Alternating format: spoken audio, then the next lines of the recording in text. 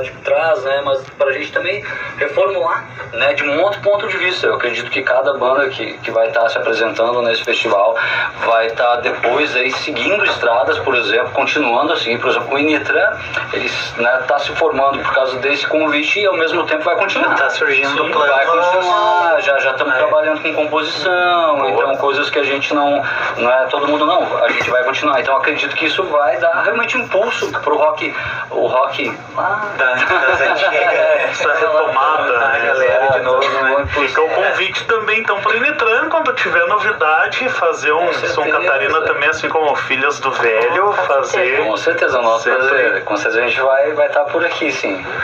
Uma coisa que sempre me chamou a atenção, e eu sempre falo isso em todas as entrevistas sobre o Bar do Tio Ivo desde o ano passado, é uma fala que, assim, o Tio Ivo, ele não era roqueiro. O Tio Ivo era um tio, né? Era um tiozinho do bar. Só que ele acolheu a gurizada, né? Teve ali uma questão humana de acolhimento. Ele viu que a gurizada precisava fazer barulho, precisava se expressar fazendo barulho, entre aspas, né? E ele deu esse espaço e, além de barulho, vocês fizeram história. E como que era isso, assim? Como que é lembrar do Tio Ivo como esse cara mesmo acolhedor, né? Um cara que não era do rock, mas que foi o responsável, talvez, pela época do auge da cena underground da cidade, assim. O Tio Ivo marcou, né, a nossa geração ali naquela época, porque é isso que você falou, ele não tinha preconceito ali, a galera chegava lá, dizia, Tio Ivo, queremos fazer um show, ele deixava, e como o Fernando falou, um levava um amplificador, outro levava uma bateria velha quebrada. Um pouquinho, lembrando que, assim, Lages até hoje, uma pessoa de cabelo comprido que anda na rua, as pessoas olham torto. Imagina um roqueiro de cabelo comprido, tudo de preto, camisa de banda nos anos 90. Rapaz, super. Esse caso era engraçado. A gente ali, quando mais ou menos, eu acho que eu tinha uns 15 anos ali, e a gente até deu uma passadinha pro movimento gótico, que era muito, né, movimento gótico ali, né, então a gente tinha uns camaradas e tal, e era engraçado realmente, porque a gente, em 95 a gente saiu de roupa preta, né, uma cruz pendurada, cabeludo. Eu lembro que a gente, onde passava, tinha alguém fazendo sinal da cruz. Ou se não, você passava por uma obra em construção, aí o pessoal também aplaudia bastante. Se tivesse alguma coisa na mão, aplaudia aquilo que tinha. Então era engraçado, porque o pessoal era impactante mesmo, pessoal. Então eu acho que esses movimentos que aconteceram no Tio Ivo, né, a gente ajudou também a abrir a cabeça do povo, né, pra diversidade, né, porque é uma luta, desde lá pra cá a gente vem sempre livrando-se, né, de preconceitos, né, antigos, e conforme de aparência, que é um caso muito comum, né, mais entre os roqueiros, os músicos, né, que são as pessoas mais, né, exóticas, né, dentro desse meio exótico, mas era meio por aí, né, dava, né, a gente dava aquela, né, aquele impacto, né. Só que de camiseta preta já camiseta de banda e cabeludo. Daí já. Não, mudou muita coisa. Hoje ainda eu lembro uns anos atrás, na faculdade, não faz muito tempo, é aquela coisa do cabelo comprido, sempre Jesus, Henri Cristo, às vezes eu ia, na época eu usava bandana, eu ia bem no visu, Cazuza, então imagina... Pra nossa família, que eu acho, assim, porque o pessoal não entendia, né, as nossas mães não entendiam, os camaradas, aí de repente o cara achou uma roupa preta e já sumiu, e daí já vai com os amigos pra lá e pra cá, vai pro show. Quem é essa gente? Onde é que eles estão? Ninguém sabia. Então existia muito uma dúvida. Depois que conheci o pessoal, deve ver que eram só pessoas comuns, né? Que gostavam de ser do jeito que era. Então já tinha, mas realmente era impactante, né? Até para as famílias, assim, quando a gente, porque para entrar no rock a gente tem que ter um diferencial, né? Ainda mais tão jovem, né? A gente tem que ter um diferencial. Tem que ser uma pessoa que está buscando um outro ponto de vista, né?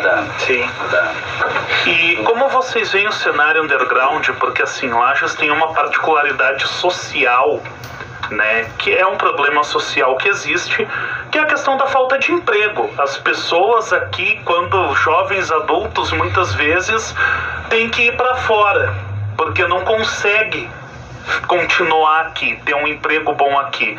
Isso afetou e afeta muitas bandas. Às vezes a banda tá ali, se junta, começa, eu já vi vários casos, e a banda se separa não porque teve briga, mas porque o fulano teve que fazer faculdade em Florianópolis, porque aqui não tinha oportunidade. Ciclano teve que ir trabalhar na VEG lá em Jaraguá, porque foi o que ele conseguiu, porque aqui em Lages não rola. Como que vocês veem isso, se isso afetou vocês também de alguma forma, e como vocês veem também a cena de hoje em dia? Tem banda Lages ainda vejo Lages como uma referência no underground, mas bem menos do que era. E se vocês acham que tem a ver essa questão mesmo, porque infelizmente é difícil viver da música no Brasil, e ainda mais uma cidade como Lages, que é mais difícil ainda viver da música, e ainda até de empregos comuns é difícil, que tu tem que ir para fora, e isso acaba, né, prejudicando uma união para ter um trabalho a longo prazo artístico, né? Sim. Por exemplo, trazendo para nossa realidade agora, esse ano a gente não conseguiu fazer a Ramones ali justamente por isso, que o vocalista mora fora e mora em Blumenau e não ia ter condição esse ano, não é questão financeira, etc, mas compromisso não deu para vir, para ensaiar, não poderia vir no dia, então isso já impactou, né? O Jari comentou também do Edivar, que mora fora, o Robinho mora fora, então... A nossa baterista também. A baterista também mora fora, e aí... é mais pertinho, então, né? Pelo menos é mais perto. O Idetran também, o Idetran, a gente terminou ali nossa banda, foi por 97, 98, 99, acho por aí. Justamente porque o guitarrista e o vocalista, eles foram, né, o Jackson e o Rafa, né, que a gente é o Wellington, o Jackson e o Rafa, né, então o Jackson e o Rafael foram para Florianópolis, então eu fiquei em Lages, eles foram estudar, e aí a banda também teve seu fim, justamente por essa questão, né. Eu acho que o que fez falta foi realmente, a gente é complicado, né, a gente, no Brasil todo, isso é um problema nacional, porque a cultura é uma arma, né, então é justamente que é um pouco investido nela, né, então falta ainda, né, pra gente chegar a algum lugar aí, de levar bem a sério um ponto musical, né, pra que essas coisas não aconteçam, né, a gente continuar em casa, né. Hoje eu vejo a cena bem diferente nesse sentido, porque, digamos, naquela época ali a gente não tinha muitas outras opções do que fazer aqui na cidade também, então a gente tinha que tocar, era uma das coisas, não tinha internet, não tinha praia pra surfar, não tinha nada dessas coisas aqui. Então, um clima frio, então o que a gente fazia? Ficava no quarto tocando guitarra, batendo rock. E ensaiando todos os dias, isso era o que nós fazíamos. Então, a banda também é uma coisa meio complicada de formar hoje, é bem difícil, assim, admiro quando a galera fez do velho, ou se junta um pouco, assim, porque hoje a gente ouve falar muito em projetos, assim, tudo que é músico tocando com todo mundo, assim, eu mesmo do Orquídeo, estou falando, não estou fazendo crítica nem nada, eu toco também com todo mundo, um monte de bandas. Então hoje é um pouco diferente isso, aquela coisa de raiz, dos vizinhos que se juntaram e estamos ali juntos desde pequeno, como aconteceu com o Black Sabbath, foi assim também, né, tudo metalúrgico, filho de metalúrgico, ali os pais e coisa. Então isso acho que mudou bastante, de cada parceria de uma banda, não, o nosso baixista não pode tocar com ninguém, ele é da minha banda aqui, naquela época era assim, a gente não tinha... Dava um atrito, né? Dava assim, outra banda. Agora hoje é mais comum isso, assim. A música toca com bastante mais gente, livre, né? Então ao mesmo tempo que é mais difícil, é mais fácil, então não sei. Eu acho que hoje em dia é mais fácil a geração nova formar a banda, né? Tipo, que isso que você falou, antigamente a galera era vizinho, se vivia o dia inteiro junto, brincando, jogando bola. E aí tinha uma relação. Hoje em dia eu vejo pelo meu filho, ele tá com 20 anos e tipo assim, ele tem os amigos, tudo, mas ele passa muito mais tempo em casa do que... Cada um na sua tela. Isso. Então aí acho que isso é um fator que... Até na época do Tio Ivo, muita galera que eu conheci lá, depois eu vim tocar outras bandas, porque eu conheci a galera lá também. E galera de todos os estilos. Então, depois de muito tempo eu vim tocar, que nem a última banda que eu tinha, que era a Cártamo, que eu tocava baixo, né? Então o Diego eu conheci lá. Foi quem mais? O Johnny, que é o baterista, também, toda a galera da época do hardcore ali, né? Sim. Mas era depois que você conhecia a galera lá, ficava mais fácil, né? Então, você chegava no bar lá, você acabava conhecendo. Ia sozinho lá, voltava. Sim, já saía. Voltava carregado com a galera lá, porque você devia se conhecendo, né, cara? E os interesses, né? E tudo mais. Daí o papo sujo. Sim. Daí depois de um tempo, quando você conhece, daí começa a lembrar, tal fulano, tocar tal coisa e tal. Daí começa a surgir. Daí vai surgindo as ideias. Daí entra aquela questão que o Vini falou ali. É difícil tu manter a banda de novo, porque que nem a gente teve um problema, daí saiu o vocalista, trocou o vocalista uma vez, daí o guitarrista saiu, daí ficou com uma guitarra, daí entrou outro vocalista, daí começou a desandar, daí tudo que a gente tinha feito de música própria parou ali, né? Não conseguiu mais render mais, né? Isso que é a dificuldade. Com a Palha já foi um pouco diferente. Teve uma troca grande assim de músico. Mas a gente teve sorte. Assim, conseguiram manter a essência. Sim, tanto que os bateristas tocaram vão e voltam, os dois, né? Vai e volta. Alterna. Conforme vai indo. Isso não chegou a afetar, assim. Foi uma época assim, que a gente conseguiu fazer um monte de música e agora não teve mais, só aproveitando. É uma pena porque... Banda é um sacrifício, tá encarando essa... É um relacionamento, esse profissionalismo é muito complexo, tanto pra família, pra aquilo, né, que você tá fazendo, não é fácil tá viajando, tá tocando, é cansativo. A gente acha que era tudo, achava que era tudo mel na sopa quando chegar lá. Era massa. É difícil. E tem que ter um querer de todos os integrantes também, né? Que é mais um desafio. Todo mundo tem que estar alinhado pra criar a mesma coisa. É uma das sociedades mais difíceis, né? Que tem da gente equilibrar é uma banda, né? Somos membros de uma banda pra que dê tudo certo. Realmente dá trabalho, tem que... Várias histórias famosas aí de bandas aí que tinham, né, comportar 4, 5 pessoas, 4, 5 pensamentos, né? A história nos ensina aí que o relacionamento não... Já encaminhando pro final da entrevista, eu tenho uma pergunta pra vocês, pra gente até fazer um exercício aqui, brincar um pouco. Foi muito falado agora dessa questão de atrás, de hoje, dessas mudanças. Como que vocês imaginam se fosse tudo aquilo que foi vivido no Bar do Tio Ivo hoje em dia? Com a galera indo lá, postando no TikTok, tirando selfie, fazendo reel no Instagram. Como vocês acham que teria essa mesma magia? Fazer esse exercício, como que vocês daria certo o Tio Ivo nos tempos de hoje? Galera chegando no rolê de Uber com hora pra voltar, já com o celular ali. Como que é? É muito diferente, não ia rolar da mesma forma, com certeza. Seria tudo diferente, a informação, assim, muita coisa que eu acho que acontecia no Tio Ivo ficava no Tio Ivo. Essa era outra liberdade, né? Hoje a galera fica meio cabreira. Tem um com o celular na mão ali, não dá certo. E até que a gente sabe, quem vai show, hoje eles ficam com o celular filmando e deixa de curtir o show. Naquela época a gente não ficava olhando pro celular. Outro conversava com o parceiro do teu lado, o outro ficava assistindo o show.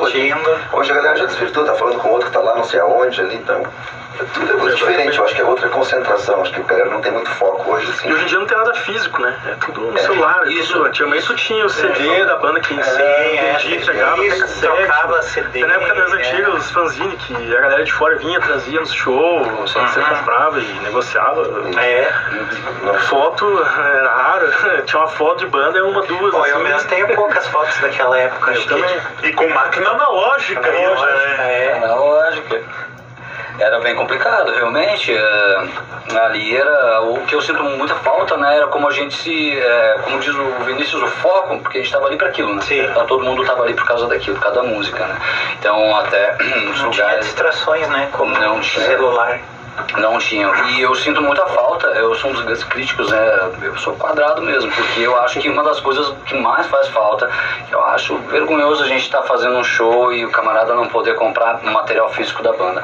Tanto que é prazeroso você estar com o registro da banda, tanto isso para você levar para tua casa como, né, uma lembrança ali, mas também para você veicular teu som rapidamente, né? Parece estranho você entregar hoje um pendrive para alguém. A gente perdeu uma coisa muito na música, muito essencial, que é mídia física, né? Ao menos hoje você vai fazer um showzinho, como eu digo, né? Era tão bacana o cara chegar e levar todo mundo tape, não? Tinha os fanzines, né? A gente escrevia pra gente do mundo todo e tinha gente que escrevia pra gente de volta, né? Da Alemanha, do México e muitas pessoas naquele tempo. O fanzine era muito bacana, então isso faz muita falta. Hoje, né? Encaixando com a pergunta, eu não sei realmente como, pra que lado iria, né? Como Spotify, talvez. Não sei. Pois é, como é que ia acontecer, né? Escaneio o QR Code aqui hoje. Essa música com inteligência artificial naquela época, como é que ia estar? Meu Deus, é muito... Sabe? Inimaginável, né? O que ia acontecer, né? Como que estaria acontecendo? Tipo, a dificuldade que tinha pra gravar qualquer coisa, né? Coisa de qualidade tinha que fora. Depois começou a melhorar um pouco ali. Quer dizer, com qualidade demorou, né? Mas a gente conseguia fazer alguma coisa. Sim. Equipamento, tudo era diferente, né? Hoje já vai tocar, já tem instrumento bom, já ouve música boa lá. Antigamente a gente tinha tempo e não tinha instrumento, né? Agora não tem tempo, mas tem instrumento bom guardado pra tocar. Hoje em dia você pega um quarto, bota ali umas caixas de ovo, baixa um programa no computador com um microfone e você faz uma gravação não super profissional, mas muito boa e muito próximo do... Tem muita piazada fazendo isso aí, né? O primeiro disco ele não tinha estúdio no sul do Brasil, a gente teve que ir pra São Paulo ficar um mês lá. Já em 94 já tinha estúdio em Porto Alegre, a gente pôde ir pra Porto Alegre gravar. E aí depois a gente gravou na casa do estúdio da Lu aqui do Rio. Só a diferença, né? E a qualidade dos discos melhorava bastante. Foi melhorando. Rapaz, quando eu comecei a tocar, a gente comprava uma bateria acústica, era muito caro, uma bateria acústica. Eu lembro que bateria, se vocês tinham uma bateria Ultimate, tinha uma Pure na época, que aquilo era um sonho. Ninguém tinha. Em Lages ainda? Não existia. Eu ia lá visitar a bateria. Tu acredita, a minha primeira bateria foi 2 galões de óleo de 20 litros, o bumbo eu descobri depois de uma máquina de lavar roupa. Bem banda do Chaves, assim. Kombi, e daí de repente o pessoal foi falando e era bem engraçado, né? Então a gente usava o que tinha realmente. Baixo, eu acho que Janine, Jennifer. O meu primeiro baixo acho que ele não tinha nem marca, as cordas eram dessa altura.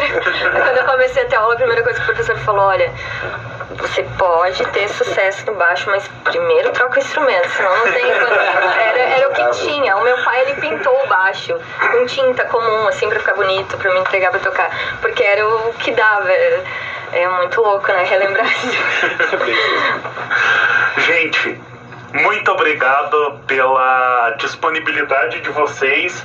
Já estamos chegando a quase 1 hora de entrevista e eu não vi o tempo passar, porque é legal reviver essas histórias. Eu não vivi a época do bar do Tio Ivo, mas eu vi vocês falando, parece que eu me transporto nessa época, assim. Então agradeço demais a disponibilidade de vocês, tirar um tempinho depois das 18 horas para vir aqui, num dia que eu não tenho aula, para poder todo mundo se encaixar e participar. Muito legal, sucesso e vida longa. Só mencionar mais uma vez, né, a Neófito, por favor. O Ricardo acabou, por motivos de trabalho, acabou não podendo vir, então eles vão estar presentes também e reforçar o convite, dia 25 de outubro, a partir das 2 horas, no Mercado Público, segundo Bar do Tio Ivo.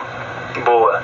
Gente, muito obrigado mesmo. Obrigado. A gente que agradece. Estar aqui. Valeu mesmo. Valeu. Esse foi o programa Som Catarina, que continua até às 7 da noite, agora com muitas músicas autorais de artistas catarinenses. Continue sintonizado com a gente na UDESC FM 106,9, a rádio educativa e alternativa de Lages. Evite queimaduras.